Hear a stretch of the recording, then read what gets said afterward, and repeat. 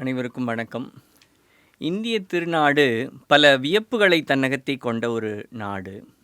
உலகின் மிக நீளமான, உயரமான மலையினை கொண்ட நாடு. அந்த மலை அனைவருக்கும் தெரிந்த இமயமலை. அங்கு பிறப்பெடுக்கும் 2500 கிலோமீட்டர் மிக நீளமான ஆறு கங்கை. அந்த ஆறுகளில் இமயமலையில் பிறப்பெடுக்கும் ஆறுகளில் முதன்மையாக பேசப்படும் கங்கை ஆறு கங்கோத்ரி எனும் கங்கை மலையிலிருந்து பிறப்பெடுக்கிறது.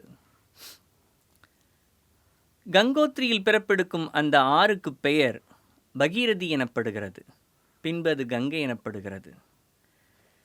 இந்தியாவின் தனிச்சிறப்புடைய இந்த ஆற்றைப் போலவே இந்தியாவின் தொன்மை நகரம், பண்பாட்டு நகரம், தமிழ்நாட்டின் மதுரையின் வைகை உலகச் சிறப்பெனில் மிகையாகாது.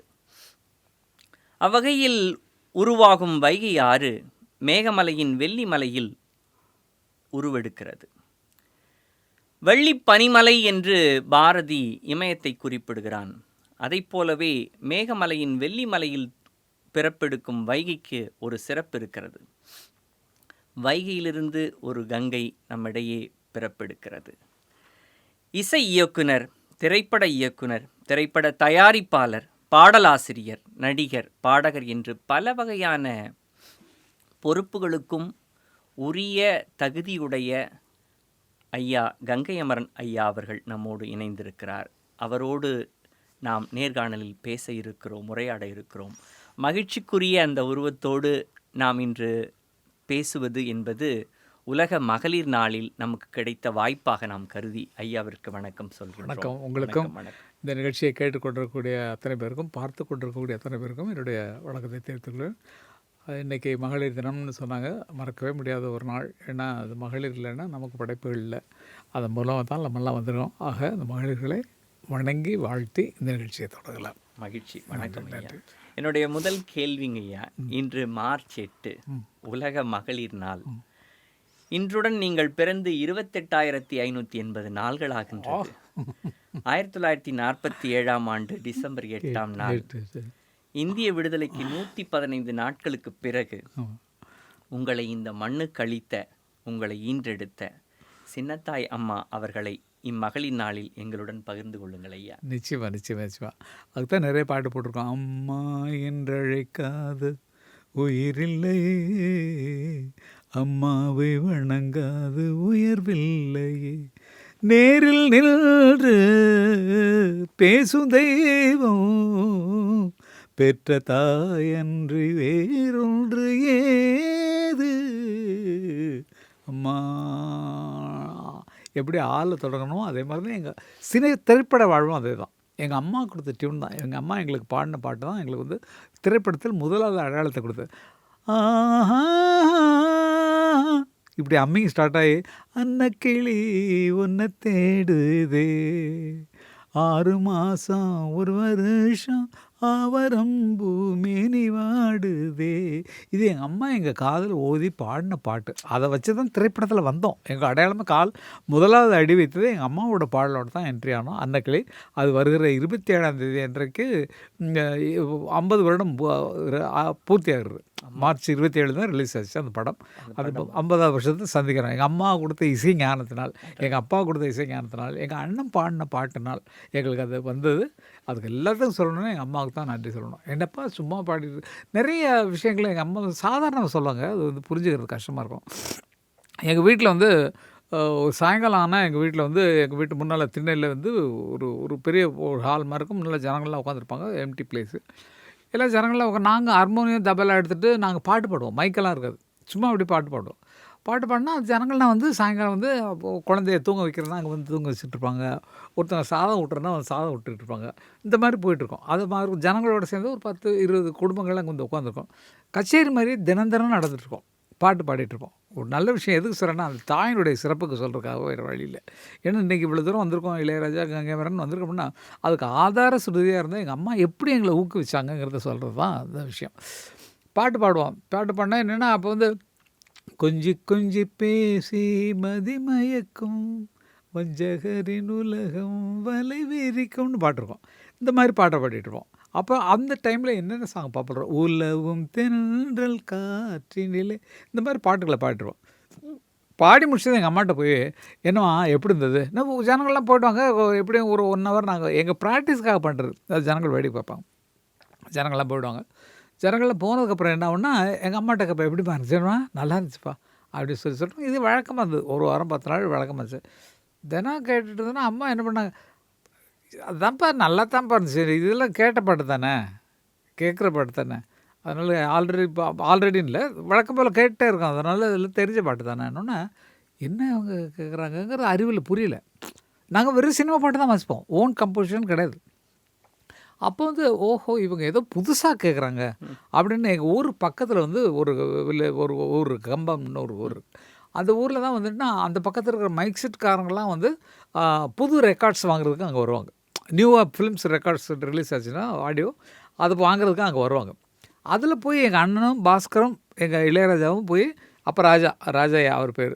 அவருக்கு 2 பேரும் போய் அங்கே உட்காந்து கேட்குறாங்க அந்த பாட்டை ரிப்பீட் பண்ணிட்டே இருப்பாங்க அதை வச்சுட்டு அந்த சாங்கை மனப்பாடம் பண்ணிட்டு வந்துட்டாங்க வந்துட்டு என்ன பண்ணாங்க வீட்டில் வந்து எல்லாம் பண்ணோன்னே இன்றைக்கி எங்கள் அம்மாவுக்காக ஒரு புது பாட்டு நாங்கள் போட போகிறோம் அப்படின்னோடனே சரின்ட்டு வந்தாச்சு எல்லாம் உட்காந்தோன்னா கேட்குமான்ட்டு தான் உடனே போட்டாச்சு கல்வி பெண்ணை மெல்ல மெல்ல தென்றல் தாலாட்ட கடலின் அலைகள் ஓடி வந்து காலை நீராட்ட எழுந்த இன்பம் என்ன என் எண்ணம் ஏங்கும் ஏக்கம் என்ன விருந்து கேட்பதென்ன அதையும் விரைந்து கேட்பதென்ன முத்துக்களோ கண்கள் தித்திப்பதோ கன்னம் சந்தித்த வேளையில் சிந்திக்கவே இல்லை தந்து விட்டேன் பாட்டு பாட்டோம் எல்லாம் ஜனங்களுக்கு தெரியாது அவங்க வந்து பேசாமல் முடிஞ்சு போச்சுப்பா கச்சேரின்ட்டு போயிட்டாங்க எங்கள் அம்மாட்ட போய் கேட்குறோம் நாங்கள் போய் அம்மா எப்படி வந்தது நீங்கள் தான் சொன்னீங்களே கேட்ட பாட்டா கேட்குறோன்னு இப்போ போட்ட பார்த்தீங்களா இன்னொன்னே அட போய் அது சிலோன் ரேடியோவில் நேரத்தே போட்டானுக்கு சிலோன் ரேடியோவில் அப்போ அவங்கள்ட்ட என்ன இருக்குன்னா நான் கேட்காத பாட்டு உங்கள்கிட்ட இருக்கு உள்ள அதை வெளியே கொண்டு வான்றது கிராமத்தில் அவங்களுக்கு சொல்ல தெரியல இதெல்லாம் கேட்ட பாட்டு தானே இந்த முத்துக்குள்ள கண்கள்லாம் கேட்ட பாட்டு தான் பூமுடி போன இந்த பொங்கல்னா அது கேட்ட பாட்டு தான் அதே மாதிரி பூமாலை புதுசாக க்ரியேட் பண்ணுங்கன்றதை அவங்களுக்கு கிராமத்தில் சொல்ல தெரியாமல் சொல்கிறாங்க அதுக்கப்புறம் தான் இளையராஜா என்ன பண்ணார் ஒரு பாட்டு எடுத்தார் கவிஞர் கண்ணதாசனோட பாட்டை அந்த பாட்டுக்கு மெட்டம் வச்சு பாடினார் அதுதான் ஃபஸ்ட்டாக ஒரு மியூசிக் பண்ண சாங் அது கேட்டுறோம் இப்படி தான் ஏன் கேட்குறேன் நான் ஐயோ நல்லா புதுசாக இருக்குப்பா இது வரைக்கும் இது கேட்கல இல்லை இப்படி தான் பண்ணணுன்னா அப்போ எங்களை கம்போசர் ஆகணும்னு அம்மா சொல்கிறாங்கங்கிறத விஷயம் இந்த மகளிர் தினத்தில் எங்கள் அம்மாவுக்கு நமஸ்காரம் பண்ணுறது இதுதான் முக்கியமான காரணம் இன்றைக்கி வந்து இளையராஜா வந்து பெரிய மியூசிக் டைரக்டராகவோ கங்கேமரன் ஒரு மியூசிக் டைரக்டராகவோ வந்து எழுத்தாளனாக வந்திருக்காங்கன்னா எங்கள் அம்மாவுடைய உந்துதல் தான் இது சொல்லனா எங்களுக்கு வந்திருக்காது வெறும் சினிமா பாட்டு தான் வாசிச்சுட்டு இருந்திருப்போம் அப்போ எங்களுக்கு வேற ஒரு ஸ்டெப்பு கொடுத்தது எங்கள் அம்மா தான் இந்த மகளிர் தினத்தில் எங்கள் அம்மாவுக்கு கோடி கோடி கோடி கோடி நமஸ்காரம் necessity is the mother of இன்வென்ஷன்னு சொல்லுவாங்க உங்களுடைய மதர் தான் உங்களுடைய இன்வென்ஷனுக்கான நெசசிட்டியா இருந்திருக்காங்க அதே மதர்ட்டே வந்தாச்சு அழகா சொன்னீங்க அது மதர் இடத்துக்கே வந்தாச்சு ஆமா அருமை ஐயா நீங்க உங்களுடைய வாழ்க்கையில 22 வயசுல சென்னைக்கு வந்ததா சொல்லியிருக்கிறீங்க அதுக்கு முன்னால நீங்க வாழ்ந்த அம்மாவை பத்தி சொல்லிட்டீங்க சொந்த ஊர் பண்ணைபுரம் உங்களோட கூட பிறந்தவங்க அந்த ஊர் சூழல் அங்க நண்பர்கள் அதெல்லாம் நீங்க எல்லாத்தையும் மிஸ் பண்ணிருப்பீங்க இல்லையா அதை பற்றி கொஞ்சம் நினைவுபடுத்தி சொல்லுங்க அது மிஸ் பண்ணோம் எங்கள் தேடுதல் வேறு மாதிரி இருந்ததுனால அது மிஸ்ஸிங்காக தெரியல எங்கள் தேடுதல் என்ன இருந்துச்சுன்னா இப்போ பண்ண உடனே சரி இப்படி முறை இல்லாமல் நம்ம வந்து மியூசிக் கற்றுக்காமல் நம்ம வந்து போட்டுட்ருக்கோமே இசையை கற்றுக்கணும் சரிகமா பதனிசாவோ என்னமோ கிளாசிக்கல் ராகங்களோ அதெல்லாம் கற்றுக்கணுங்கிற எண்ணத்தோடு தான் சென்னைக்கு வந்தது தேடலோட வந்தது அப்போ வந்து எங்கள் கிராமத்தை இழக்கலை நாங்கள் அப்போ அங்கேருந்து வந்து நம்ம ஒன்றை கற்றுக்க போகிறோம் ஏன்னா அங்கே வழி இல்லை பக்கத்தில் ஆள் இல்லை சொல்லித்தரதுக்கு ஆள் இல்லை அப்போ நம்மளாக தான் அங்கே நம்மளை தயார் பண்ணிக்கணும் அப்போ இங்கே ஆசிரியர்கள்லாம் இங்கே இருக்கிறாங்கன்ட்டு சென்னைக்கு வந்தபோது தான் சென்னையில் வந்து கிளாசிக்கல் மியூசிக் கற்றுக்கிறதும் இந்த கிட்டார் வெஸ்டர்ன் கிட்டார்ஸ் வாசிக்கிறதும் ஆனால் வந்து லண்டன் யூனிவர்சிட்டியில் வந்து கோல்டு மெடல் வாங்கினதும் அந்த மாதிரி இப்போ ட்ரினிட்டி காலேஜ் ஆஃப் மியூசிக் லண்டனில் வாங்கினாங்க நானும் கிட்டார் கற்றுக்கிட்டேன் அது கற்றுக்கிறக்கூடிய இடமாகத்தான் நாங்கள் வந்தோம்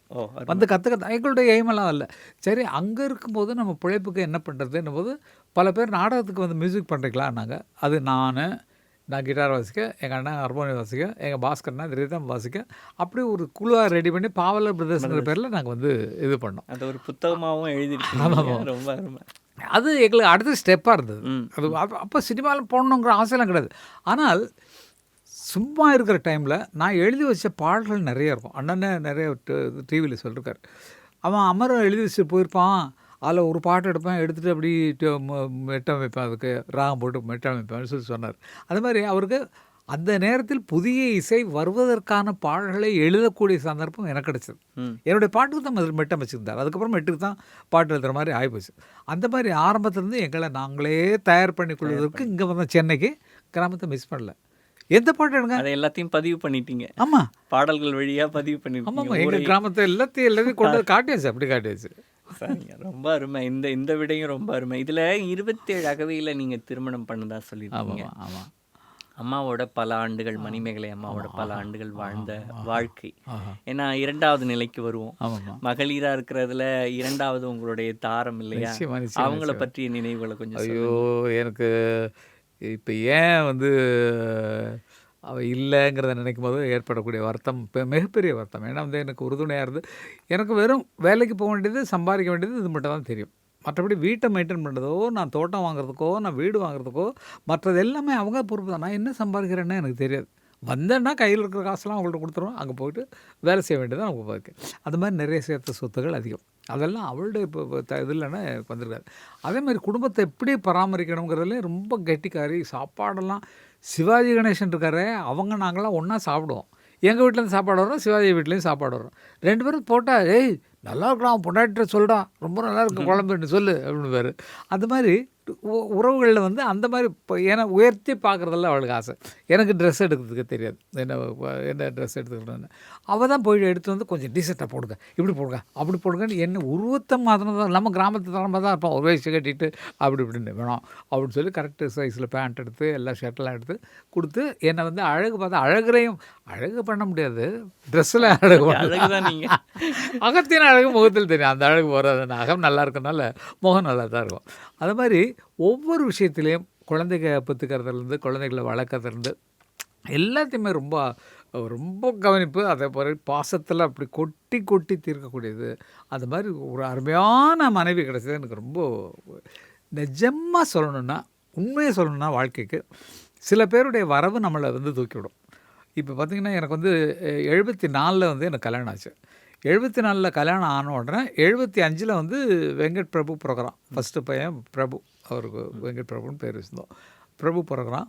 அந்த வருஷம்தான் எங்களுக்கு அன்னக்கிளி படம் ஃபிக்ஸ் ஆகுது. ஃபஸ்ட்டு மியூசிக் பண்ணுறதுக்கு படம் புக் ஆகி 75 அவன் பிறகுறான். 76 படம் ரிலீஸு. இந்த பாருங்க 26 இப்போ 50 வருஷம் ஆக போகுது. 50 வருஷம் அவனுக்கு ஆக போகுது. அதே மாதிரி இந்த ஒவ்வொரு குழந்தை பிறக்கும் போதும் அதுக்குரிய தேடுதல், பிரைட்னஸ்ஸு, உயரங்கள் கிடச்சிட்டே இருக்குது. அது மாதிரி அருமையான பிள்ளைங்களை பார்த்தா நல்லா வளர்த்தான், அருமையாக வளர்த்தான். நம்ம கல்ச்சரோடு இருக்கிற மாதிரி அந்த மாதிரி கோயிலுக்கு போகணும், சாமி வேண்டிக்கணும் அப்படிங்கிறதெல்லாம் வச்சு மாதத்துக்கு ஒரு தடவை போகிறது, கோயிலுக்கு போகிறது, இதெல்லாம் ரெகுலரான ஒர்க்காக வச்சுட்டு இருந்தேன். அதில் இன்னொரு பெரிய விஷயம் என்ன சொன்னால், மதர்கிட்ட ஃபுல் சரண்டடாக வச்சது அவள் தான். நாங்கள் இப்போ ஆசிரமத்துக்கு பார்த்துட்டோம். பார்த்துட்டோடனே எனக்கு ஆசையாக இருந்தது மதுரை நம்ம வீட்டில் வைக்கணும்னா. அங்கே என்னென்னா எனக்கு பூஜை ரூம் எம்ஜிஆர் எங்கள் பூஜை ரூம் டெக்கரேட் பண்ணி கொடுத்தாரு. டெக்கரேட் பண்ணால் ஒரு கச்சேரி நடத்துகிறோம். அதில் கிரானைட் ஃபேக்ட்ரியோட கச்சேரி. அந்த ஹாலில் வேணுமா எங்கே வேணும்னு கேளுங்க, போட்டு கொடுத்துருங்கன்னு சொல்லிட்டாரு. நான் சொன்னால் எனக்கு பூஜை ரூமில் எனக்கு பண்ணி கொடுத்தா போகிறேன்னா வெரி காஸ்ட்லியான ஒரு கிரானைட். அதை வச்சு எனக்கு பூஜை ரூமை ரெடி பண்ணி கொடுத்தாங்க. அது அவளுடைய பொறுப்பு. ரொம்ப வச்சு காலையில் அங்கே பூஜை நடக்கும் அதெல்லாம். அப்புறம் மதர் வந்ததுக்கப்புறம் பக்கத்து ரூமை நாங்கள் காலி பண்ணிட்டு ஃபுல் அண்ட் ஃபுல் மதர் படம், அரவிந்த் படம் எல்லாத்தையும் வச்சுட்டு ஃப்ளவர்ஸ் காலையில் வைக்கிற ஃப்ளவர்ஸ் அது சாயங்காலம் வரைக்கும் அதை பார்க்குறதுக்கே நிறைய பேர் வருவாங்க. அமைதியாக உட்காருவாங்க, அங்கே சத்தமே இருக்காது, உட்காரு. அதெல்லாம் செய்தது என் மனைவி தான். மதருக்கு நீங்கள் எவ்வளோ விரும்புகிறீங்க, அதனால் மதரை இப்படி பார்ப்பணுமா அப்படின்னு சொல்லிட்டு அங்கேயும் கொடுத்தது அவள் தான். என்னுடைய மெடிடேஷன் அதிகமாகிறதுக்கு காரணமும் என்னை மேலே கொண்டு வர்றதுக்கான பாடுபட்டதும் அவள் தான். அவர் தான் சொல்லணும். அதே நேரத்தில் எனக்கு இன்னொன்று சொல்லணும். அவளை பற்றி சொல்கிறது நான் வெறுமனே கிட்டார் அண்ணாட்ட போய் வாசிச்சுட்டு இருக்கிறது இந்த மாதிரி தான் இருந்தேன். இருந்த உடனே என்னாச்சுன்னா பாட்டு எழுதுறதுக்கு எனக்கு சான்ஸ் கிடச்சிது. அதாவது அடுத்த வருஷம் 77 16 வயதுலேயே படம் வந்தது. அதில் செந்தூர போவேன்னு பாட்டு இருந்தேன். அதுலேருந்து ரைட்டர் ஆகி போயிட்டுருக்கு. அந்த லைஃப் போயிட்டுருக்கு. இது போயிட்டே இருக்கும்போது அண்ணன்ட்ட நான் அசிஸ்டன்ட் மியூசிக் டைரக்டர். அவர் மியூசிக் பண்ணுவார். ஏன்னா இப்படி இருக்கலாமேண்ணா 2 பேரும் சேர்ந்து கலந்து அது இசையை நாங்கள் வடிப்போம். அந்த மாதிரி இருக்கும்போது என்னாச்சுன்னா பல பேர் என்ன வச்சாங்க, இளையராஜா கூட தான் அமர் இருக்கார் அவர் அசிஸ்டண்ட்டாக. அவன் மியூசிக் போடலாம் அப்படிங்கிற மாதிரி. ஏன்னா ஆனால் வர வர ரேட்டு கொஞ்சம் ஹை ஆகும் இல்லையா? அந்த மாதிரி இருந்தோடனே அமரை கூப்பிட்டு பண்ணலாம், அவருக்கு வேண்டாத டியூன்லாம் இவன்ட்டு இருக்கும், அதனால் இவன் போடலான்னு ஃப்ரெண்ட்ஸ்லாம் கூப்பிட்டு என்னை மியூசிக் டைரக்டர் ஆக்குனாங்க. எனக்கு பண்ணுறதுக்கு இஷ்டமே இல்லைன்னா நான் வேணான்னு சொல்லிட்டேன். வேணாம்ப்பா, அது அண்ணன் மியூசிக் பண்ணுறாரு, நாங்கள் 2 பேரும் ஊரில் புரட்ட போது அவர் மியூசிக் பண்ணுறதுக்கும் நான் பாட்டு எழுதுறதுக்கும் தான் நம்ம நினைப்பு இருந்தது. அதனால் இசையில் போய் நான் வர்றதுக்கோ அவர் பாட்டு எழுதுறதுக்கோ அது நல்லா இருக்காது, அதனால் வேண்டான்னு சொன்னோன்னே என் ஒய்ஃப் கூப்பிட்டா, வர்றதை ஏன் வேணாங்கிறீங்க? உங்களுக்கு ஏதோ ஒன்று தேடி வருது, அது மூலமாக நல்லது கிடைக்கலாம் இல்லையா? ஏன் வேணாங்கிறீங்க? இல்லை அவர் தப்பாக எடுத்துட்டாருன்னு அப்படின்ட்டு. தப்பாக எடுக்கிறதுலங்க உங்களுக்கு ஒரு சந்தர்ப்பம் வந்து இல்லைன்னா வேறு யாராவது மியூசிக் பண்ண போகிறாங்க, அது நீங்களே பண்ணி கற்றுக்கலாமே இன்னொன்று. அது எனக்கு ஒரு பாடமாக இருந்து எடுத்தேன். அது இருந்து பார்த்திங்கன்னா இளையராஜா படம் கம்மி, எனக்கு ஜாஸ்தி.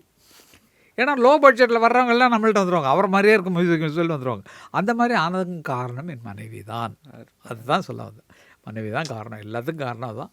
வெங்கட் பிரபு கல்யாணத்துக்கு காரணம் அதுதான், அவள் தான், பொண்ணு அவள் தான், அதே மாதிரி தான் நடந்தது.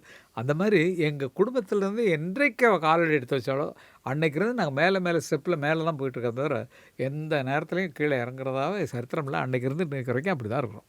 அதுக்கு முக்கியமான காரணம் ஏதாவது வரிகள் ஏதாவது பொன்மணி மேகலையாடுதே, உன் விழிதானிடம் தேடுது, பெண்ணென்னும் கங்கைக்குள் பேரின்பமே. இந்த பாட்டு இது பாடும்போது சித்ராவுக்கு எனக்கு பழக்கம். ஏன்னா மாமான்னா கூட சொந்தம் இல்லை, ஆனால் அவங்கள அக்கான்னு கூப்பிட்றனால என்னை வந்து அங்கிள்ட்டு இருந்தா, ஏய் அக்கானை கூப்பிட்றல, அக்கானா நான் யார் நோன்னா நீங்கள் மாமான்னு அப்படி பாடும்போது இந்த பாட்டை பாடுறாங்க. இந்த பாட்டை இந்தமான் சொந்தமான் பாட்டு பாடுறாங்க. என்ன மாமா உங்கள் 2 பேர் பேரையும் வச்சே பாட்டு எழுதிட்டீங்களே அப்படின்னு சொன்னாங்க. நிறைய அந்த மாதிரிலாம் ஞாபகங்கள் வரும். எங்கள் காதல் நினச்சாதானே எனக்கு காதல் பாட்டு வரும்.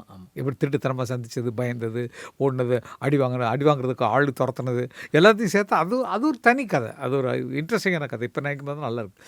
அந்த மாதிரி பல விதை கொடுத்துருக்கா, பல கதைகளை எழுத வச்சுருக்கேன். இப்போ இந்த எனக்கு ஏற்பட்ட லவ் சீன்ஸ்லாம் நான் சினிமாவில் எடுத்திருக்கேன். எப்படி திருட்டுத்தனமாக தொட்டுக்கிட்டோம், எப்படி திருட்டுத்தனமாக பார்த்தோம் அப்படிங்கிறதெல்லாம் எல்லா சீனையுமே சினிமாவில் வச்சுருக்கேன். எனக்கு இதெல்லாம் எடுத்துகிட்டேன். நமக்கு தான் தெரியாது, அது அவங்களுக்கு ஜனங்களுக்கு புதுசாக இருக்கணும்னு சொல்லி அந்த மாதிரிலாம் பண்ணுறது. எங்கள் வாழ்க்கை அனுபவத்தை கூட அவங்களுடைய வாழ்க்கை அனுபவத்தில் இப்படியெல்லாம் நடந்திருக்கோம் ஒவ்வொருத்தருக்கு அப்படிங்கிற மாதிரிலாம் சொல்லி எடுத்ததுண்டு. அந்த மாதிரி எல்லாத்துலேயுமே எனக்கு பக்கபலமாக இருந்திருக்காவோ, எல்லா படத்துலையுமே, எல்லா இதுலேயுமே. அருமை, ரொம்ப அருமை. ஐயா, 3000 பாடல்களுக்கு மேலே எழுதியிருக்கிறீங்க அப்படின்னு ஒரு பதிவு இருக்குது. நீங்கள் எழுதிய முதல் பாடல் எது? அது எழுதப்பட்ட நேரம், சூழல் பற்றி சொல்லுங்களேன். 16 வயதுலேயே ஒரு படம், அதை சொன்னால் 1977 பாரதி ராஜான்றவர் எங்களுக்கு இப்போ டைரக்டராக வர்றாரு. அவரும் நாங்கள்லாம் ஒன்றா வளர்ந்தவங்க. எங்கள் ஊரில் சப் இன்ஸ்பெக்டராக தான் வந்தார், மலேரியா இன்ஸ்பெக்டராக வந்தார். அப்போ அதுலேருந்து பழக்கம். அவர் நாடகம் போட்டு நடிக்கிறதுல அவருக்கு ஆசை உண்டு. அதனால் எங்கள் வீட்டில் அந்த மியூசிக் சத்தத்தை கேட்டு ஓடி வந்தார். இங்கே யார் மியூசிக் வாசிக்கிறான்னு தேடி வந்தார். அதில் வழக்கமாச்சு திக்காயிடுச்சு. அவருடைய நாடகங்களுக்கு மியூசிக் பண்ணும்போது நான் பாட்டு எழுதி கொடுத்து தான் அதுக்கு அப்போல்லாம் லவ் சாங்னா மாசிலா நிலவேனம் காதலை மகிழ்வோடு மாநிலம் கொண்டாடுது இப்படி தான் பாட்டுருப்பாங்க. சினிமாவில் உள்ள பாட்டு தான் பாடுவாங்க. நான் அவர்கிட்ட சொன்னேன், உங்கள் நாடகத்துக்குன்னு பாட்டு வேணுண்ணே, அதனால் நான் புதுசாக பண்ணலான்னு சொல்லிட்டு ஒரு பாட்டு, வெண்ணிலவின் காவலிலே கங்கை நதி ஓடும், கங்கை நதி ஓரத்திலே கண்ணன் மனவாடும் ஒரு பாட்டு எழுதி கொடுத்து அதுக்கு அண்ணன் மியூசிக் பண்ணி அதை தான் அங்கே அரங்கேற்றோம். அந்த மாதிரி எங்கள் கூடவே பயணம் பண்ணி அவர் கூடவே நாங்கள் பயணம் பண்ணக்கூடியவர் பாரதி ராஜா. அவர் எனக்கு இந்த மலேரியா இன்ஸ்பெக்டர் இருக்கிறதுனால எனக்கு ஆர்ட்லேயோ கலையிலேயோ போய் சேர்றதுக்கு எனக்கு வழி இல்லாமல் இருக்குது. அதனால் இந்த வேலையை விட்டு நான் சென்னைக்கு போகிறேன்னு சொல்லிட்டு வந்துட்டார்.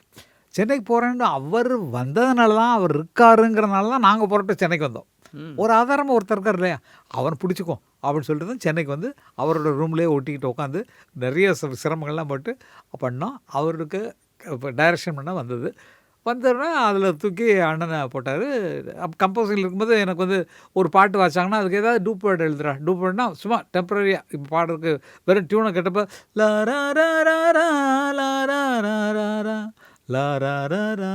தன்னுடைய காதலனை தேடிட்டு இருக்கா அப்படிங்கிற மாதிரி ஒரு சிச்சுவேஷன். அப்போ நான் என்ன பண்ணேன்னா, சரி பாடுறது தானேட்டு தான் செந்தூர பூவே ஜில்லென்ற காற்றே என் மன்னன் எங்கே நீ கொஞ்சம் சொல்வாயோ அப்படிங்கிற மாதிரி போட்டுட்டேன். அது பாடினோடனே அவருக்கு டியூன் பிடிச்சி போச்சு. செந்தூர பூவே ஜில்லென்ற காற்றே என் மன்னன் எங்கே நீ கொஞ்சம் சொல்லாயோன்னு பாடலன்னா அவங்களுக்கு ஃபிலிம் சாங் கேட்ட மாதிரி ஃபீலிங் இருக்கும். இதே மாதிரி பல கம்பெனியில் டியூன்ஸ் பல பேருக்கு புரியாது. அப்போ நான் வந்து ஏதாவது வார்த்தை டூப் எழுதுறேன் அண்ணன் சொல்லுவார், அந்த பாட்டில் எழுதி கொடுப்பேன். அப்படி தான் பாரதி ராஜாவால் வந்த கவிஞன் தான் நான். அது செந்தூர பூவேங்கிறது வந்து பூவே கிடையாது. செந்தூர பூன்னு ஒரு பூவே கிடையாது. புத்தகத்தில் பார்த்தீங்கன்னா அந்த பூக்கள் வரிசையில் செந்தூர பூன்னு ஒன்று இருக்காது. எனக்கு தோணுன ஒரு திடீர்னு தானான நானா செவ்வல்லி பூவேன்றா செந்தாழம் பூவேன்னு பாட்டுக்கலாம். எனக்கு என்னமோ செந்தூர பூவேன்னு வருது. உடனே அதை எழுதிட்டோன்னே யாரும் இருக்கா இல்லையான்லாம் கேட்கல. வார்த்தை சொல்லி நல்லா இருந்தோடனே அப்படி இந்த பாட்டை ரெக்கார்ட் பண்ணிட்டோம். ஜேசுதாஸ் கேட்டார், எடா எங்கடா செந்தூர பூண்டு, நீ இடிச்சிட்டத்துக்கு எழுதுனா பாட்டு ஆகிடுமா அது அப்படின்னாரு. இல்லைங்க, எனக்கு நான் நினச்சது என்னென்னா, நம்ம கிராமத்தில் வந்து பெண்கள் பொட்டு வச்சுக்கிறது செந்துருக்கம்னு சொல்லுவாங்க. செந்துருக்கம்னு பேர். அப்போது செந்துருக்க பூங்கிறது தான் குங்குமப்பூ இருக்கு. செந்துருக்கம்னா குங்குமம் மாதிரி வச்சுக்கிறாங்க. அப்போ செந்துருக்கம்ங்கிறது குங்குமம் மாதிரி இருந்துச்சுன்னா குங்குமப்பூவேன்னு எழுத முடியாது. அதனால் தன்னானா செந்தூருக்கத்தில் வந்த செந்தூரத்தை எடுத்து அது ஒரு பூவாக்கி செந்தூர பூவேன்னு சொல்லி எழுதுனா அது புது வேர்டாக போச்சு. அது வந்து பாப்புலர் ஆகிடுச்சு. அது வந்து பார்த்திங்கன்னா நான் எழுதாத பூ இல்லை, பூவர சம்பூ பூத்தாச்சு கொத்தமல்லி பூவே புத்தம் புது காத்தே வாசம் வீசுன்னு பல பாட்டு பூவை பற்றி எழுதினது நிறையா உண்டு. ஒரு தரம் கவிஞர் கண்ணதாசன் வர்றாரு எங்களுடைய கம்போசிங்கு. தேன்மல்லி பூவேன்னு ஒரு பாட்டு எழுதணும், அதுக்காக வர்றாரு.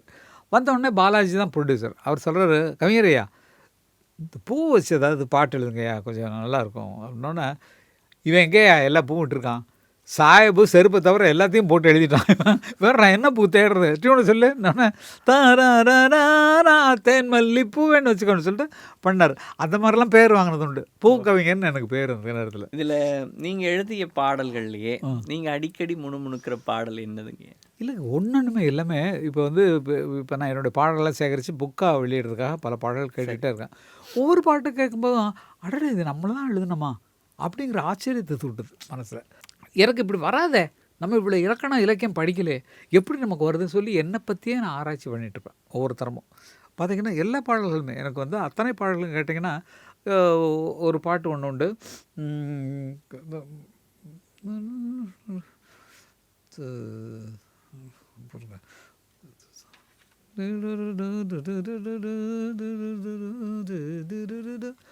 உன் பார்வையில் 1000 கவிதை நான் எழுதுவேன் காற்றில் நானே, நிதமும் உன்னை நினைக்கிறேன், நினைவினாலே அணைக்கிறேன். இதை விட காதல் சொல்ல முடியாது. நான் உன்னை கட்டிப்பிடிக்கிறேன்னா இல்லை, என் மனசுலேக்குள்ளே உனக்கு நினைவினாலே கட்டி பிடிச்சிக்கிறேன்னு சொல்லி எழுதினேன். இந்த பாடல் முடிஞ்சு நாங்கள் போட்டு கேட்கும்போது வாலி சார் வந்தார். மத்தியானம் ஒரு பாட்டு எழுதினவர் வந்து கேட்டோன்னே, அமர் நல்லா எழுதியிருக்கியா, பாட்டு சூப்பராக இருக்கியா அப்படின்ட்டு தான். மத்தியானம் எழுத போகிற பாட்டில் உன் பாட்டிலேருந்து ஒரு வரி எடுத்துக்கிட்டோமான்னாரு. என்னங்க நான் உங்களை பார்த்து காப்பி அடித்து பாட்டு எழுத வந்தவன் என்ன போய் கேட்டுக்கிட்டு இருக்கீங்க, என்ன வேணாலும் பண்ணுங்கன்னோன்னே அப்போ தான் எழுதுறேன். நிலாவேவா செல்லாதேவா என்னை நீதான் பிரிந்தாலும் நினைவாலே அணைப்பேன், நிதமும் உன்னை நினைக்கிறேன், நினைவினாலே அணைக்கிறேன் சொல்லும்போது எனக்கு பெருமையாக இருக்குது. ஆக இவ்வளோ பெரிய கவிஞர் என்கிட்ட வந்து வார்த்தை கேட்டு பண்ணுறாருன்ட்டு தான் 2 பாட்டுமே பாப்புலர். அப்படியே ஒவ்வொரு பாடலையும் நான் எழுதி அதை கேட்கும்போது இப்போ தான் என்னை பற்றி நான் ஆச்சரியப்பட்டுக்கிறேன். யார் எனக்கு இதை கொடுத்தா, இந்த கருத்து யார் கொடுத்தா, இதெல்லாம் படிக்கவே இல்லையே, நம்ம இலக்கண இலக்கியம் படிக்கவே இல்லையே, எப்படி சரியாக வருது பாட்டுங்கிறது என்னை நானே ஆச்சரியப்படத்தக்க வகையில் வெளியே இருந்து பார்த்து ரசிக்கிற பாடல்கள் நிறைய உண்டு. அருமை அருமை. இயக்குனராக உங்கள் முதல் படம் அது பற்றி சொல்லுங்கள். ஆனால் 16 படங்கள் அளவுக்கு இயக்கியிருக்கிற நீங்கள் இயக்குனராக உங்களுடைய வாழ்க்கையில் ஏதாவது சிறந்த தருணங்களை என்ன பதிவாக பண்ணலான்னு நீங்கள் சொல்லுங்கள். அது ஒரு பெரிய ப்ரொமோஷனுங்க. பாருங்கள், வெறும் இசைக்கலைஞனாக இருந்தேன் சினிமாவில், அப்புறம் பாட்டு எழுத வச்சாங்க, அப்புறம் சினிமா மியூசிக் டைரக்ஷன் பண்ணுறதுக்கு வந்தது. சந்தர்ப்பம் வந்தானா அந்த சந்தர்ப்பத்தை நான் பண்ணிட்டேன். அதே மாதிரி பார்த்தீங்கன்னா நான் மியூசிக்கில் பீக்கில் வந்துட்டேன். பீக்கில்னா இளையராஜாவுக்கு ஈக்குவலாக வந்தாச்சு. அம்மம்மா சரணம் சரணம் உன் பாதங்களாக இருக்கட்டும், இல்லை நீலவான ஓடையில் நீந்துகின்ற வெண்ணிலான்னு பாட்டு போட்டாச்சு. இந்த மாதிரி என்னுடைய பாடலும் பாப்புலராகி அவருடைய பாடல்னே கேட்டுட்ருக்காங்க ஜனங்கள். அந்த மாதிரி லெவலுக்கு வந்துச்சு. அந்த டைமில் இளையராஜாவும் பஞ்சு அருணாசலம் அவர்களும் கூப்பிட்டு, அமர் நாங்கள் கோழி கூதுன்னு ஒரு படம் எடுக்க போகிறோம், அது நீ தான் டைரக்ட் பண்ணுறோம் கதை எழுதினோன்னா சரி ஓகே, எனக்கு தெரியாது டைரக்ஷன், யார்கிட்டையும் அசிஸ்டன்ட் டைரக்டராக கூட ஒர்க் பண்ணது கிடையாது. அப்போ அதுக்கு சொன்னோன்னே சரி ஓகே பண்ணலாம் அப்படின்ட்டு தான் அதுக்கான கதையை ரெடி பண்ணேன், எல்லாம் பண்ணேன், எல்லாம் வந்தது.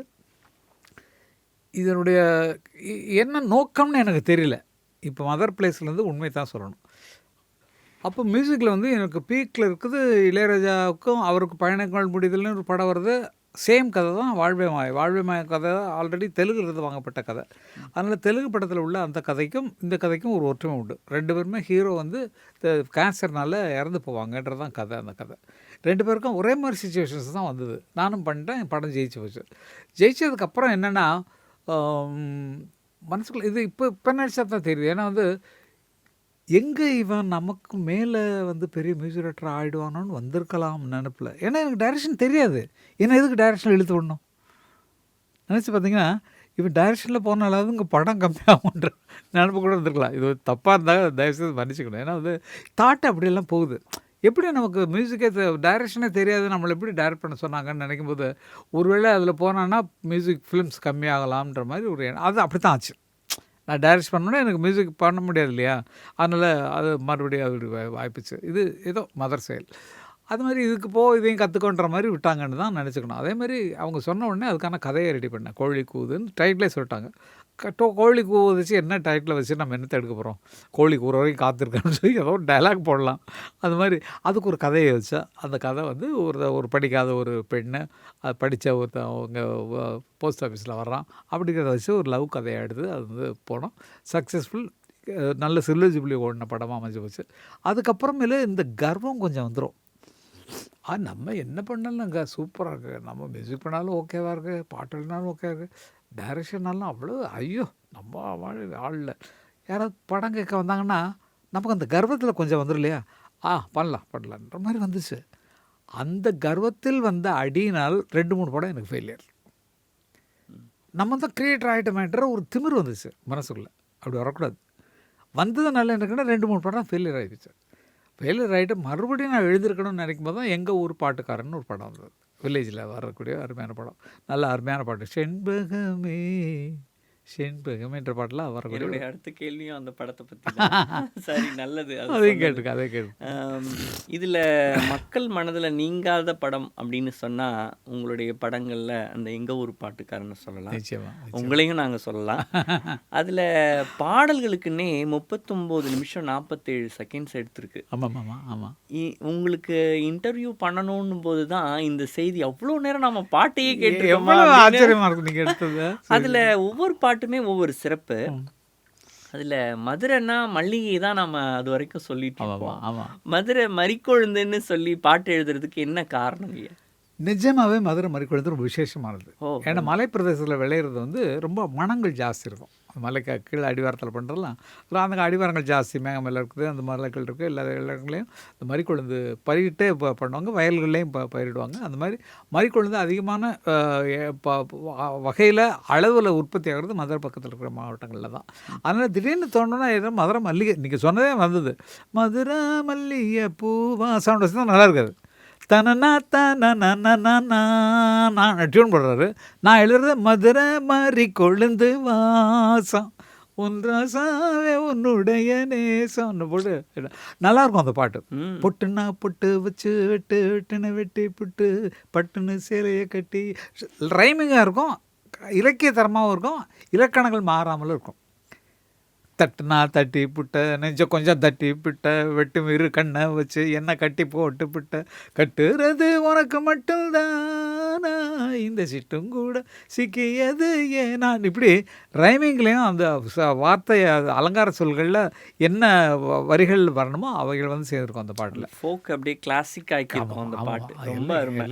அதில் பேச்சின்னு ஒரு பாட்டு இருக்கு இல்லையா? இப்போ அந்த பேச்சின்னு சொல்கிறது வந்து தென் மாவட்டங்களுக்கே உரிய சிறப்பு சொல்லா இருக்குது. அது என்ன பொருளை உணர்த்துது? நீங்கள் எப்படி அதை பாட்டு அங்கே ஒரு இதுக்கும் ஒரு பேர் வச்சுருவாங்க, பேச்சின்னு வச்சுருவாங்க, பெருமை அப்படிப்பாங்க. இது மாதிரி ஒவ்வொருத்தருக்கும் ஒரு காலை சொன்னால் திரும்பும் அது பேர் சொல்லி பழகணுன்னா பேச்சு என்னொன்னா அங்கே பேசிட்டு இருக்கோம் அப்படி திரும்பும். ம். அந்த மாதிரிலாம் உங்கள் கிராமத்தில் வாழ்ந்தபோது எங்களுக்கு கிடைச்ச அனுபவங்கள் அதெல்லாம். அடடா! ஒவ்வொன்றுக்கும் பேர் வச்சு மணின்னு சொல்லி நாய்க்கு வச்சுருப்பான். மணி எங்கே இருக்க? நான் அது நிற்கும். ம். அந்த மாதிரி தானே பழகிருக்கோம் ஊரில்.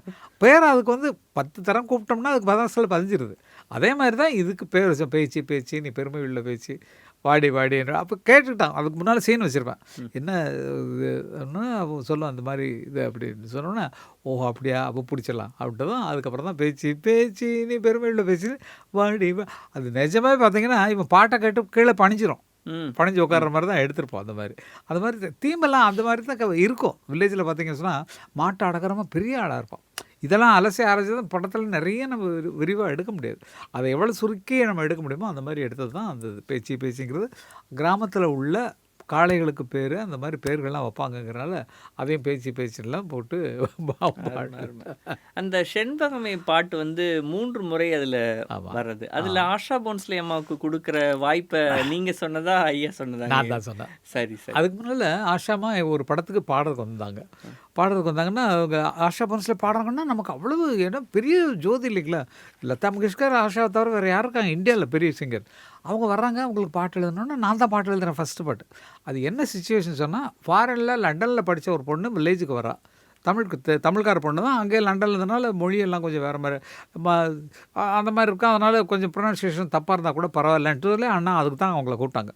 அது வந்து என்ன, எங்கள் ஊர் காதலை பற்றி என்ன நினைக்கிறேன், அது எங்கள் ஊர் காதல் போல ஆழம் இல்லையா, ஆழம்னா இன்னா அது ரொம்ப டீப்பம்மா, உங்க ஊர் காதல் அது ரொம்ப டூப்பம்மான்னு சொல்லி பாட்டு அந்த மாதிரி பாடிட்டு அந்த ப்ரொனன்சியேஷன் தப்பாக வரணும், தமிழை தவறாக உச்சரிக்கிற பண்ணாக இருக்கணும் அப்படிங்கிறதுக்காக அவங்கள போட்டோடனே அப்போ தான் நான் எங்கள் ஊர் பாட்டுக்காரன் டைரக்ட் பண்ணிட்டுருக்கேன். அண்ணன்ட்ட போய் சொல்கிறேன், அண்ணா அவங்க வந்திருக்காங்க, அவங்கள வச்சு நான் நான் கதை எழுதின ஒரு படத்தில் வந்து அவங்கள வந்து பாட வச்சா நல்லாயிருக்கும் நான் ப்ளீஸ். நான் பைத்தியக்கார மாதிரி இருக்க, இதே தான் வார்த்தை சொன்னேன், பைத்தியக்கார மாதிரி இருக்க. அவங்களுக்கு லாங்குவேஜ் சரியாக வராது, அதனால் வந்து நம்ம வந்து அது வந்து இங்கிலீஷ் வார்த்தை மாதிரி இருந்தால் கூட பரவாயில்லன்னு சொல்லி அந்த பாட்டு எடுத்தோம். இது ஃபுல்லாக பக்கா கிராமத்து பாட்டுடா, எப்படா வரோம் அவங்களுக்கு என்னன்னா, அவங்க தப்பாக பாடினாலும் பரவாயில்லண்ணா, கங்கைமரன் என்னோட டைரக்ஷனில் என்னோட எழுத்தில் அவங்க வந்து உன் எழுத்து தான் பாடிட்டாங்களே, இல்லை நான் டைரக்ட் பண்ணுற படத்துலேயும் அவங்க வேணும் தயவுசெய்து போடுன்ட்டு மறுபடியும் அவங்களுக்காக கம்போஸ் பண்ணப்பட்டு தான் செண்பகமே அவங்கள உட்கார வச்சு தான் பாட்டே எழுதுறேன் நான். அவங்களுக்கு ஒன்றா சொல்லி அவங்க அண்ணா வந்து தானன்னா நான் எனக்கு அந்த பொண்ணு பேர் செண்பகம். அதனால் செண்பகமே தென்பொதிகை சந்தனமே அப்படின்னு சொல்லி போட்டு இது ரிப்பீட் ஆகும்போது ஒரு ரிப்பீட்டேஷன் சேர்த்துருக்கேன். ஒரு பாட்டு 2 தரம் தான் ரிப்பீட் ஆகும், 3ஆவது தரம் ஆகட்டும்னு சொல்லிட்டு இவங்கள்ட்ட போட்டோம். அது லைஃப் சாங் ஆகிட்டு போகணும் அந்த ஹீரோவுக்கு. அதனால் இவங்கள்ட்ட கொடுத்து அந்த சோகத்துக்கு பாடுற மாதிரி அவங்கள்ட்ட பாடுறோன்னே அது ரொம்ப அருமையான சம்பவம். என்ன நடந்ததுன்னா நாங்கள் ஒன்றா சொல்லிட்டு அவங்க எழுதிட்டாங்க செண்பகமேனா செண்பகமே செண்பகமே இப்படி தான் சொன்ன எடுத்தோம். தேடி வரும் பாடும்போது திடீர்னு மாற்றிடுவாங்க, அதெல்லாம் நிறுத்தி போய் சொல்லி அவங்களுக்கு ரொம்ப டென்ஷன் ஆகிப்போச்சு. இருந்தாலும் அந்த டியூனில் அவங்க லயிச்சு போய் நிறைய டேக்ஸ் பண்ணாங்க, அதிலெல்லாம் ஓகே ஆகிப்போச்சு.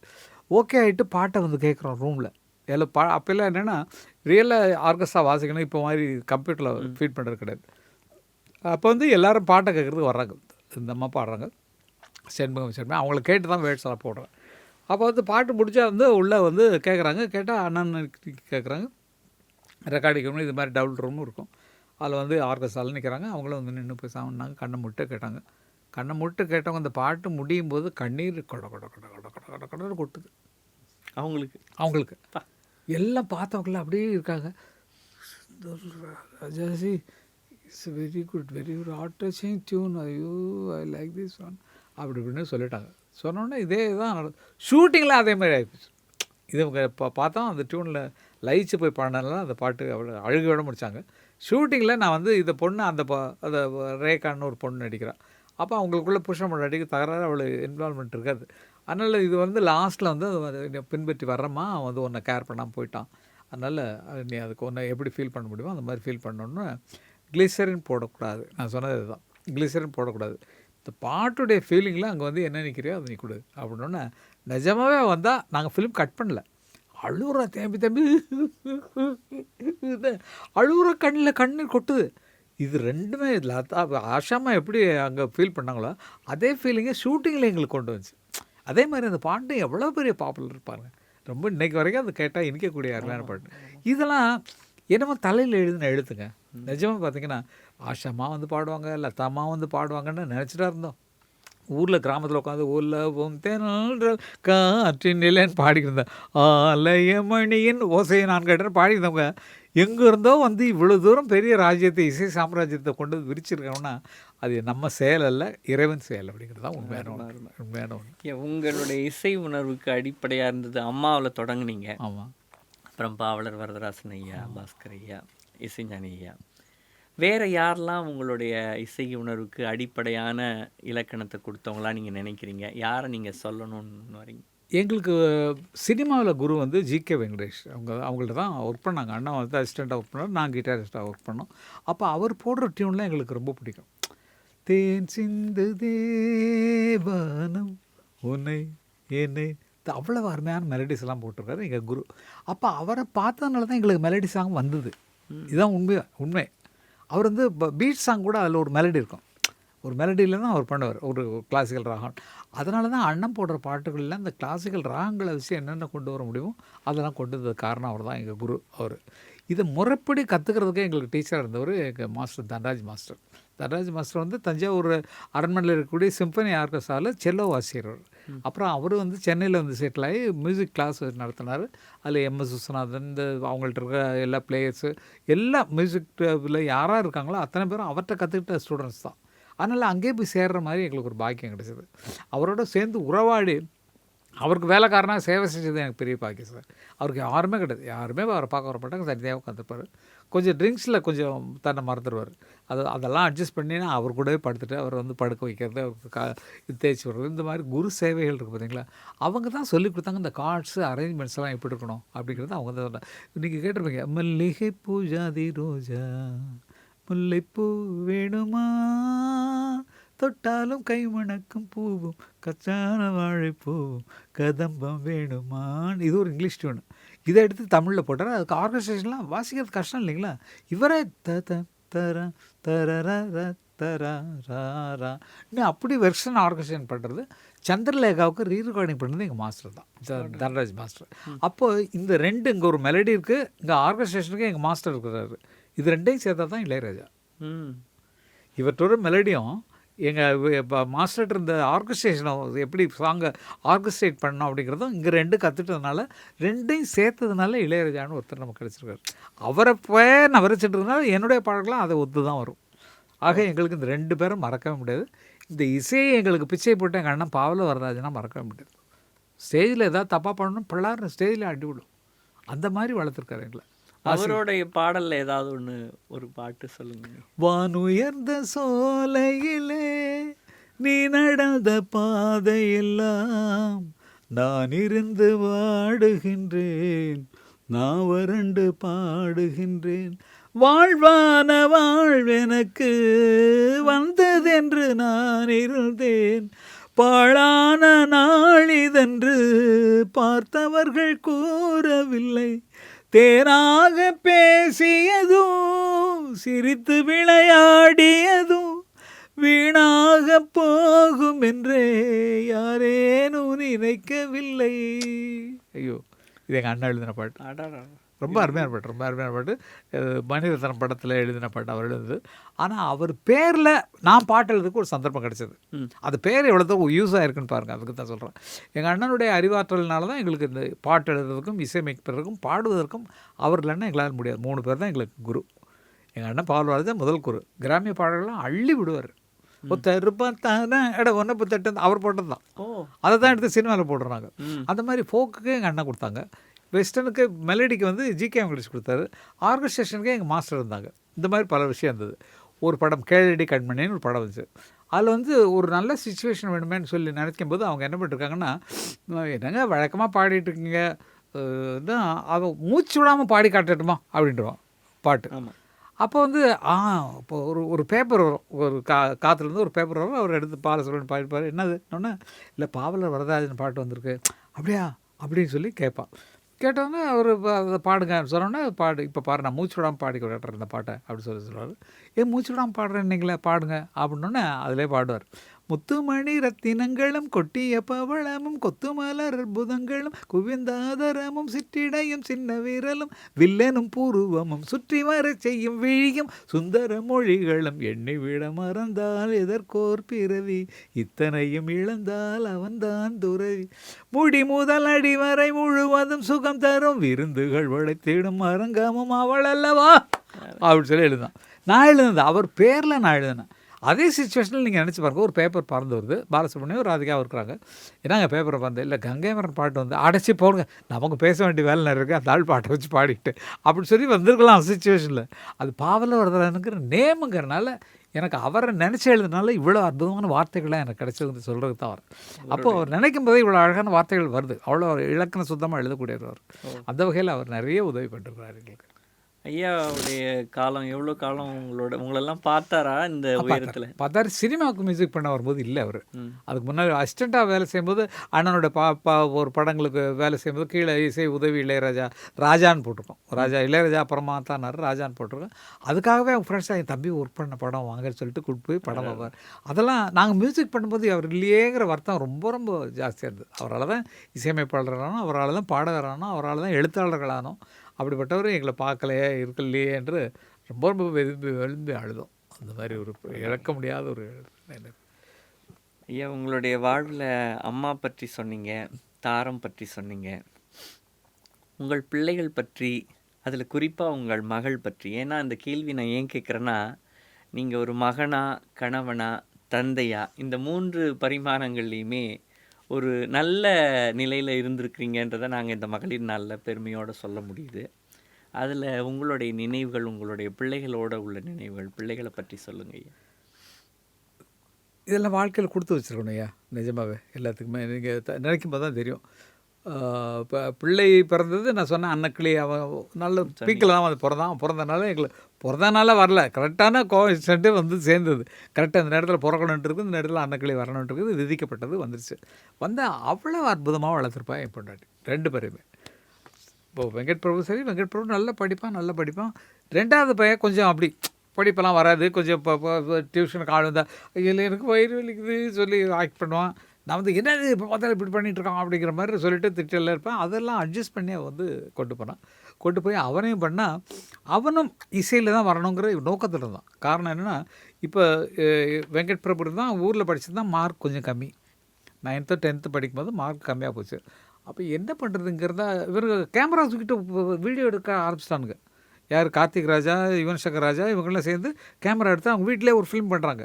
அதில் எல்லாம் இவங்களை இப்போ சீரியஸெல்லாம் ஆக்ட் பண்ண ஆரம்பிச்சாங்க. சரி, நம்ம படுற கஷ்டம் சினிமாவில் நமக்கு தெரியாது, நமக்கு ஏதோ நல்லா இருக்கிறனால ஓடிட்டுருக்க வழி, அதே மாதிரி எல்லாருக்கும் இருக்குன்னு நம்ம சொல்ல முடியாது.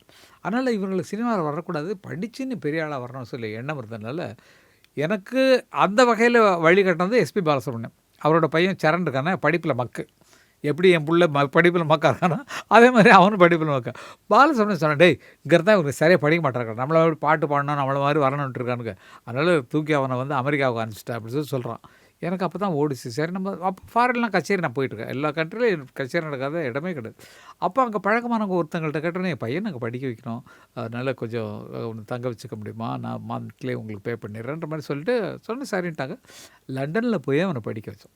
லண்டனில் மிடில்செக்ஸ் யூனிவர்சிட்டியில் சேர்த்து அவனை படித்தான். நல்ல பிஸ்னஸ் மேனேஜ்மெண்ட்டில் படிக்கான். 2வது வேலை கேட்டோன்னா எனக்கு படிக்கணும் வேணாம், எனக்கு மியூசிக் தான் கற்றுக்கணும்னு நான் அவனையும் ட்ரினிட்டி மியூசிக் காலேஜில் லண்டனில் போட்டு அவனை மியூசிக் கற்றுக்க சொன்னான். அவன் தான் ஃபஸ்ட்டு சினிமாவிலேருந்து ரேப் வந்து இல்லைங்களா, நமக்கு ஒன்றும் புரியாது, ஆனால் அந்த மாதிரி புது ஸ்டைலில் கொண்டு வந்தது அவன் தான். ஏன்னா அவனுக்கு ஃப்ரெண்ட்ஸ் எல்லாம் பிளாக்ஸ். அதனால் இவன் மியூசிக்லேயும் அவன் டைரக்ஷனில் இன்றைக்கி நல்ல பெரிய டைரக்டரில் ஒருத்தராக இருக்கான். வெங்கட் பிரபு நல்லா பண்ணுறான். நெக்ஸ்ட் ஃபிலிம் வரப்போகுது, அஜித்தோட படம் கூட அவன் பண்ண போகிறான். அந்த மாதிரி பல பேச்சுவார்த்தைகள் நடந்துட்டுருக்கு. அது மாதிரி வளர்ச்சியாக இருக்கக்கூடிய குழந்தைகளை பெற்றதுக்கு அதுக்கு வந்து கடவுளுக்கு எல்லா வகையிலுமே எனக்கு எல்லா ஹெல்ப்பாக இருந்திருக்காரு அப்படின்னு நினைக்கும் போது 2 பிள்ளைங்களும் மியூசிக்லேயும் சரி, இப்போ பிரேம் வந்து நடிப்புலேயும் சரி, பாடுறதுலேயும் சரி, பேசுகிறதையும் சரி, எல்லாம் நல்லா ஃபன்னாக பண்ணிக்கிட்டு இருக்கான். அவனுடைய லைஃப் போயிட்டுருக்கு. வெங்கட் பிரபு எல்லா வகையிலையும் அவன் எடுத்த எல்லா படங்களும் நல்ல சக்ஸஸான படம். லாஸ்ட் எடுத்தது தான் அந்த ஒரு விஜய் நடித்த ஒரு படம். அது மாதிரி அதில் கூட யூத்துக்கு என்ன சாங் எழுத வச்சாங்க, நான் என்னமோ எழுதி கொடுத்தேன். சரி, பாட்டு பயங்கர ஹிட் ஆகி போச்சு. அது மாதிரி இவங்களுக்கு கூட சேர்கிற அளவுக்கு வந்துருக்குன்னா ரொம்ப அருமையான பிள்ளைங்க. அப்பாவுக்கு எப்படியும் பாட்டு கொடுத்தே ஆகணும், நான் கேட்க மாட்டேன். இல்ல. அப்பா நல்ல இது வரும் சிச்சுவேஷன் அவ்வளோ விளையாடு மங்காத்தா விடமாட்டா எங்காத்தான்னு போட்டு அந்த மாதிரி பாட்டெல்லாம் எழுதி கொடுத்துட்ருப்பேன். அப்பாவுக்கு என்ன வேலை கொடுக்கணும், என்ன மரியாதை கொடுக்கணும், எப்படி அவங்கள வரவழைக்கணும், எப்படி அவங்கள பாதுகாக்கணுங்கிறத 2 பிள்ளைகளுமே அக்கறையாக இருக்கக்கூடிய பிள்ளைங்க கிடைச்சது எனக்கு பெரிய பெரிய பாக்கியம். அதே மாதிரி அவங்களுக்கு பிறந்த குழந்தைங்க எல்லாமே அருமையான ஒரு குழந்தைங்க. இப்போ ரொம்ப ரொம்ப அவங்க நல்லா படிக்கிறாங்க, நல்லா படிச்சுட்டு இருக்கிறாங்க. அது மாதிரி நல்ல வாழ்க்கையை கொடுத்துருக்காங்க. மதர் சரி, தெய்வ சக்தியும் சரி, நமக்கு நல்ல வாழ்க்கையை கொடுத்துருக்காங்க. திருப்தியாக வாழ்ந்துட்டு இருக்காங்க. ரொம்ப சந்தோஷம். மகள் குறித்து சொல்லுங்க ஐயா. மகள் வந்து எனக்கு தேட கிடைக்காத ஒரு பெரிய பொக்கிஷம். அருமை அருமை. காரணம் என்னென்னா, என் ஒய்ஃபை இறந்துட்டாங்க. ஒரு 5 வருஷம் ஆகுது. அவங்க அப்போ இவ்வளோ கல்யாணம் பண்ணி கொடுத்தாச்சு. ஒருத்தர் லவ் பண்ணோன்னே பேசி கல்யாணம் பண்ணி அவளை வந்து அமெரிக்காவுக்கு அனுப்பிச்சாச்சு. அமெரிக்கா போயிட்டா. அமெரிக்கா போனோடனே என்னாச்சு, அங்கே குழந்தை பிறந்தது. எல்லாம் நான்லாம் போய் பார்த்துட்டு வந்தேன். எல்லாம் வந்தோடனே எனக்கு ஒய்ஃப் இறந்தவுடனே அவளுக்காக லீவு கிடைக்கல. இதெல்லாம் வந்தோடனே நான் என்னென்னா, எப்போதுமே இப்போ வெங்கட் பிரபு கல்யாணம் ஆச்சு, அவங்கள தனியாக விட்டுறணும். காரணம் என்ன, அவங்களுக்கு டிஸ்டர்பாக நம்ம இருக்கக்கூடாது. ஏன்னா காலைல 10 மணிக்கு இப்போ வந்து விளக்கு ஏற்றுறீங்கன்ற மாதிரி இருக்கும். காலைல நமக்கு 6:30 மணிக்கு என் பொண்டாட்டி ஏற்றிருக்கா விளக்கு பூஜை ரூமில். அது மாதிரி இருக்கணும் சொல்லி நம்ம எக்ஸ்பெக்டேஷன் நமக்கு ஜாஸ்தி இருக்கும். அதனால் அதை வேண்டாம்னு சொல்லிட்டு நீங்கள் தனியாகவே இருந்திருப்பான்னு சொல்லிட்டு 2 பேருமே அப்படி தான் தனியாக தான் வச்சுருக்கிறேன். இந்த பொண்ணு எனக்கு வந்து அப்பாவை பார்த்துக்கிறதுக்கு வேறு யாரும் இல்லை, நம்ம போய் ஆகணும்னு சொல்லிட்டு அவங்க ஹஸ்பண்டோடு சேர்த்து குழந்தையோடு சேர்த்து இங்கே வந்தா. அமெரிக்காவிலேருந்து வந்துட்டு தனியாக ஒரு வீடு எடுத்துகிட்டு அங்கே தான் அவளோட தான் இருக்கிறேன். அவள் தான் இன்றைக்கு வரைக்கும் எனக்கு வச்சுட்ருக்கா. இன்றைக்கு வரைக்கும் நான் வந்து என்ன சாப்பிட்றேன்னா, எவ்வளோ உப்பு போடணுமோ, எவ்வளோ புளி போடணுமோ, எவ்வளோ உரப்பு போடணுமோ எல்லாத்தையும் பார்த்து கரெக்டாக இப்போ அடுத்த பிரசவத்துக்காக நான் அவளுக்கு யூஎஸ் தான் அனுப்பிச்சிருக்கேன். அங்கே தான், ஏன்னா முதல் பையனை அங்கே தான் பிறந்தனால, இவன் 2வது பிள்ளை பிறந்துட்டு தாத்தா என்னை வந்து அங்கே படிக்க வைக்கல, எனக்கு சிட்டிசன்ஷிப் வாங்கி தரல, அப்படி தாத்தா அப்படின்னு சொல்லி கேட்பானன்றதுக்காக அவங்களே அங்கே போய் அனுப்பி அங்கே தான் இருக்கா. டெய்லி ஃபோன் பண்ணி என்ன சாப்பிட்டீங்க, இன்றைக்கி சரியாக வந்ததா, சாப்பாடு நல்லா இருந்ததா சொல்லி கேட்கக்கூடிய மிக மிக அக்கறையாக இருக்கக்கூடிய ஒரு பெண்ணு பிரீத்தின்ற பெண்ணு. அவருடைய ஹஸ்பண்ட் வந்து முரளின்னு சொல்லி BMW பென்ஸ் கம்பெனியில் ஒரு பெரிய போஸ்டிங்கில் இருக்கா. இப்போ என்னுடைய பேரனும் சரி, அர்ஜுன்னு ஒரு பையன் இருக்கான். அவன் எங்கள் பரம்பரையிலே பிரபுக்கும் 2 பெண் குழந்தைங்க, பிரேமுக்கு ஒரு பெண் குழந்தை. இவளுக்கு தான் வந்து ஒரு ஆம்பளை பையன் பிறந்திருக்கான். ரொம்ப அன்பானதா, ரொம்ப அறிவானதா, பார்க்குறதுக்கு தாத்தா மாதிரி நான் வரணும், தாத்தா மாதிரி வரணும்னு. இப்போ சமீபத்தில் ஒரு பாட்டு பாடிருந்தான். அந்த பாட்டு ரெக்கார்ட் பண்ணி அங்கே அனுப்பினோன்னே என்னாச்சு, அவங்கள பற்றி பாடின மாதிரி அவங்களுக்கு ஆகிப்போச்சு. எனக்கு தேட கிடைக்காத பிள்ளையே ஒன்று நான் எப்படிடா வச்சுருக்கேன் மனசுக்குள்ளே, எப்படி வச்சுருக்கேன் தெரியுமான்ற மாதிரி ஒரு பாட்டு நான் பாடினேன். வேறு மியூசிக் டைரக்டர் ஒருத்தர் ரிச்சர்டுன்னு சொல்லிட்டு ஒருத்தர் மியூசிக்கில் பாடினேன். அந்த பாட்டை எனக்கு அனுப்புனோடனே அவங்களுக்கு அனுப்புனோன்னா அதில் மயங்கிட்டாங்க. அவங்க ஐயோ என்னை பற்றி பாடின மாதிரியே இருக்குது தாத்தா, ஐயோ சூப்பர் தாத்தான்னு சொல்லி பேசினாங்க. அப்படி கிடைக்கிறது எல்லாமே நல்ல நண்பர்கள், நல்ல குடும்பங்கள், நல்ல உறவுகள், நல்ல ஆட்களாக எனக்கு பக்கத்தில் கிடச்சிட்டு இருக்கிறது. அது இறைவனுடைய செயலில் எனக்கு சுற்றி இருக்கிற அட்மாஸ்பியர் எல்லாமே எனக்கு வந்து சப்போர்ட்டாக இருந்து நல்லா உயர்த்தி விட்டுட்டு இருக்கிறது. எல்லாரும் நன்றி சொல்ல வேண்டிய நிலைமையில் இருக்கணும். ரொம்ப மகிழ்ச்சிங்க. தாய், மனைவி, மகள் 3 பேரையுமே மகளிர் நாள் அன்னைக்கு நீங்கள் சொல்கிறது ரொம்ப அருமையாக சொன்னீங்க. அவங்களும் உங்களுக்கு ரொம்ப அருமையாக வாழ்ந்துருக்குறாங்க. ஆரோவில் உங்களுக்கு ஒன்றும் புதிதான ஒரு இடம் இல்லை. பாவலர் மீனாட்சி அம்மா போன்றவங்க உங்களுக்கு மிக நெருக்கமான நட்புக்குரியவங்களா இருக்கிறாங்க. இப்போ அண்மையில கூட நீங்க ஒரு நிகழ்ச்சியில் திடீர்னு ஒரு சர்ப்ரைஸ் விசிட் போய் ஆரோவிலுக்கு முதல் முறையா நீங்க வந்ததிலிருந்து ஆரோவில் பற்றிய நினைவுகளை பகிர்ந்துக்குங்க ஐயா. ஆரோவில் எப்படிப்பட்டதுன்னு நமக்கு தெரியும். மனசை ஈர்க்கக்கூடியது, மனசை ஒருமைப்படுத்தக்கூடியதுன்றது கேள்விப்பட்டிருக்கோம். நான் மதர்கிட்ட வந்ததே பெரிய ஒரு பாக்கியமான ஒரு சமாச்சாரம். எனக்கு வந்து திடீர்னு இந்த பக்கம் ஒரு கச்சேரிக்கு போகிறோம், இந்த தஞ்சாவூரோ இதை போயிட்டு வரும்போது என் கூட வந்து சந்தான பாரதின்னு ஒரு டைரக்டர் இருக்கார் இல்லைங்களா, அவர் எனக்கு ஒரு ஃப்ரெண்டு, திக்கஸ்ட் ஃப்ரெண்டு. வரும்போது எங்கே ஒரு ஆசிரமம் இருக்குது, போயிட்டு போகலாமான்னு. என்னடா ஆசிரமம்னா மதர் ஆசிரமம் வா அப்படின்னு சொல்லிட்டு கூப்பிட்டு போனால், ஆனால் அந்த மதர் ஆசிரமத்துக்கு எனக்கு முன்னாலே சம்மந்தம் இருக்குது. அரவிந்தோட 75வது பர்த்டேன்னு நினைக்கிறேன் விழா. அதுக்கு வந்து நான் வந்து ஆல்ரெடியில் ஒர்க் பண்ணிகிட்ருக்கேன். ஒர்க் பண்ணிட்டு இருந்தபோது அவரை பற்றி ஒரு ப்ரோக்ராம் பண்ண சொல்லி எங்கிட்ட வந்து ஒப்படைச்சாங்க. அதனால் நான் பார்க்குறதுக்கு வரேன் பாண்டிச்சேரி ஆசிரமத்துக்கு. வந்தால் மதர் வந்து உட்காந்துட்டு இருக்காங்க, உயிரோடு இருக்காங்க. நீங்கள் பார்த்துருக்கீங்க? ஆமாம்மா, எல்லாம் இப்போ வரிசையில் நிற்கிறாங்க. நானும் கியூ வரிசையில் போய் நிற்கிறேன். எல்லாருக்கும் பூ எடுத்து கொடுத்துட்டு ஆசீர்வாதம் பண்ணிட்டு போகிறாங்க. எல்லாம் நமஸ்காரம் பண்ணிக்கிறாங்க. இப்படி தான் வந்தது. நான் யாரா ஒரு வெள்ளைக்காரமாக வந்து உட்காந்துருக்காங்க, இவ்வளோ தூரம் பண்ணிட்டுருக்காங்களேன்னு நம்ம போனால் எனக்கு கொடுத்த பூ செம்பருத்தி பூ.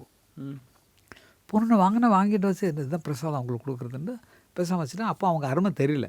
அதுக்கப்புறம் இந்த சந்தான பாரதி கூட போனப்போ தான், நம்ம வந்த இடம் எவ்வளோ அமைதியாக உட்காந்துருக்காங்க எல்லாம் அப்படிங்கிற அந்த ஈர்ப்பு இருக்குது பார்த்தீங்களா. போன உடனே இருக்கக்கூடிய அந்த சைலன்ஸும் ஒவ்வொருத்தர் தன்னை மறந்த நிலையில் அங்கே உட்காந்துருக்கிறதும் நம்மளை அப்படி ஈர்த்துச்சு. ஆஹா, இந்த பூஜை நல்லா இருக்கு, மணி அடிக்காமல் அது காட்டாமல் தீபம் காட்டாமல் இது வந்து தன்னைத்தானே தனக்குள்ளே இருக்கிறத அப்படியே இறக்கி அங்கே விடுறதும் அங்கே இருக்கிறத வாங்கிக்கிட்டு போகிறதும் ரொம்ப சந்தோஷமாக இருந்தது. அதனால தான் மதர்கிட்ட ஆழமாக வந்தது காரணம். பக்தி எல்லா கோயிலுக்கும் போகாத கோயிலே இருக்காது. கோயில் கச்சேரிக்கெலாம் போவேன், கோயிலெலாம் பார்ப்பேன், எல்லாம் இருந்தாலும் அந்த அமைதியில் ஏற்படக்கூடிய ஆனந்தம் மாதிரி வேறு ஒன்றுமே இருக்காது. நானும் ரஜினிகாந்தெல்லாம் ஒன்றா உட்காந்து மெடிடேட் பண்ணுறவங்க அந்த காலத்தில். அப்போ இந்த மெடிடேட்ன்றது நமக்கு உடம்புலே வந்து நல்ல உருவாயிடுச்சு. தட் இஸ் நல்ல அமைதி கொடுக்குறது அதுதான் அப்படிங்கிற மாதிரி வந்து ஆகிப்போச்சு. அதனால் மதர்ங்கிறது அதிகமாக பிடிச்சது காரணம் அதுதான். பிடிச்சிட்டு மதர் கூடவே மதர் ட்ராவல் தான் நான் சொன்ன வீட்டில் எல்லாம் பூஜை உண்டு. அது மாதிரி இருக்கும்போது அரவிலுக்கு வரணும்னு சொல்லிட்டு எனக்கு ஆசை இருந்தது. வந்து பார்த்தேன், மேலே போய் ஏறி பார்த்தா அந்த அமைதியும் அந்த சூழ்நிலையும் அது கொடுத்த தாட்ஸும் பார்த்திங்கன்னா, அதுக்கப்புறம் தான் மதருக்கு வந்து இங்கே வந்ததுக்கப்புறம் தான் நம்ம மலர் போல மலர்கின்றவோ அவங்களுக்கு கொடுத்த ஆல்பங்கள் எல்லாமே இங்கே சிந்தனையில் இந்த அமைதியிலே உருவாகணும் பாட்டெல்லான்ட்டு மதருக்கு போட்ட சாங் எல்லாமே அமைதியாக இருக்கும். அந்த மாதிரி வந்தது காரணமே இந்த அட்மாஸ்பியரும் இதுதான். அரவிலும் ஒரு அருமையான இடம், அருமையான பூமி. அவங்க எப்படி சிந்தனையில் உருவாக்கிறாங்க. அரவிந்து யோசித்து அரவில்னு சொல்லி கொண்டது தன்னுடைய குருவுக்கு காணிக்க மாதிரி அதை பண்ணிருக்காங்க. ரொம்ப அற்புதமான ஒரு இடம். இங்கே இருக்கிறவங்களும் அதே மாதிரி சாஃப்டான முகத்தில் இருக்கிறாங்க. அந்த அறிபறி கிடையாது, ஏய் என்னடா பண்ணுறேன்னு அந்த சதம்லாம் காணும். எல்லாம் அமைதியாக இருக்குது. இந்த மாதிரி ஒரு உலகத்தில் வாழணுன்னு தான் மனசில் ஆசையாக இருக்குது. பார்ப்போம், இங்கே வரணுன்னு தான் எனக்கு மனசில் ஆசை இருக்குது. அருமை. இதில் அந்த மலர் போல சாங் வந்து நான் தனியாக ஒரு கேள்வியாக கேட்குறேங்க. அன்னை, அரவிந்தர், ஆரோவில் இந்த 3 நிலையிலையும் நிறைய நினைவுகளை நீங்கள் பகிர்ந்துக்கிறீங்க. இதில் உங்களுடைய இசை வெளியீடு ஒன்று அரவிந்தர் ஆசிரமத்தில் நடந்ததா செய்தி இருக்கு. ஆமாம், அது பற்றிய கருத்தை உங்களுக்கு சொல்ல முடியுமா? முதல்ல அது ஆல்பம் தான். அம்மாவுக்குன்னு சொல்லி ஒரு ஆல்பம் பண்ணேன். அம்மாவுக்கா அன்னையா இன்னும் தெரியல. அது ஃபஸ்ட் ஆல்பம் வெளியிடுறது இங்கே வெளியிடணுன்ற மாதிரி அந்த ஆசிரமத்தில் சொல்லி அங்கே ஒரு ஸ்கூலில் ஒரு ப்ரோக்ராம் பண்ணி அதில் தான் அதை வெளியிட்டாங்க. எனக்கு ஆசை இருந்தது இங்கே தான் வந்து பண்ணணும் அப்படின்ட்டு அந்த கேசட்லாம் இங்கே வச்சு தான் ஆரம்பித்தேன்.